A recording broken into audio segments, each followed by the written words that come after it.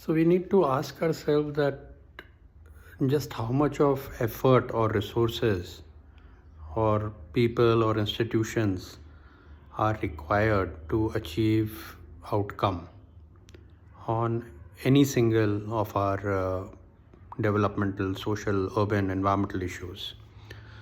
I mean, I'm just kind of, when I'm on LinkedIn, I just feel very, very unsettled. I mean, I see people with, it's LinkedIn, everything has to be very positive, very upbeat, very polished.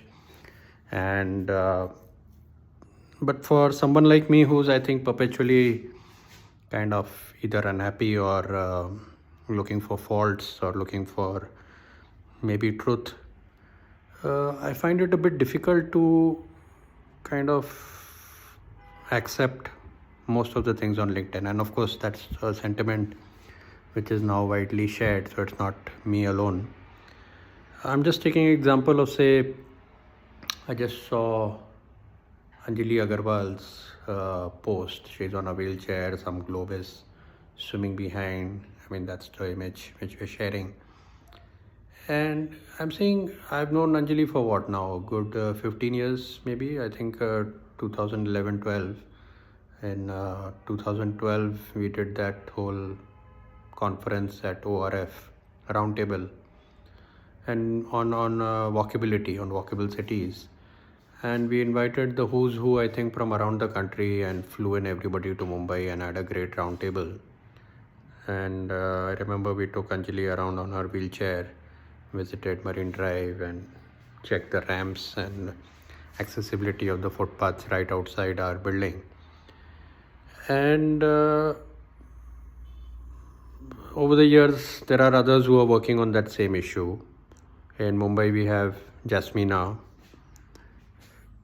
And I mean, should it take 15 years down the line, 20 years down the line, how many of our footpaths, how many of our cities, towns, villages, we're not even talking about all these villages and small towns which are not even spoken about in our conferences. The people from those cities, villages, towns don't even have any representation in all these big functions which happen at in Delhi especially. How long will it take? I mean, I don't see any remarkable changes in our cities, whether they are universally accessible. But I mean, maybe I'm envious or maybe I'm unhappy with the happiness of these people on LinkedIn. I would love to be happy similarly. I don't want to be miserable. But when I move around in cities, towns, villages, it's wretched almost. It's painful to see how even in a 2026 we are not even in kindergarten. I mean, this century is the last century for India effectively.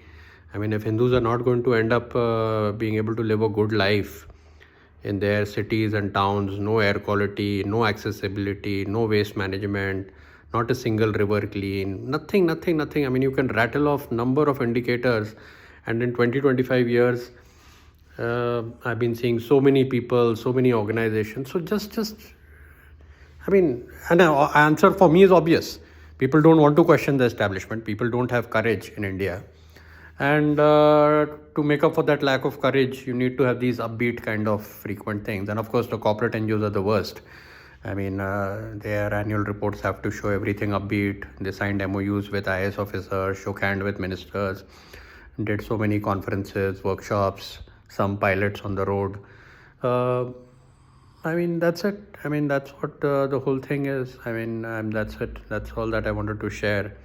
I just seem to be feeling miserable after seeing that post by Anjali.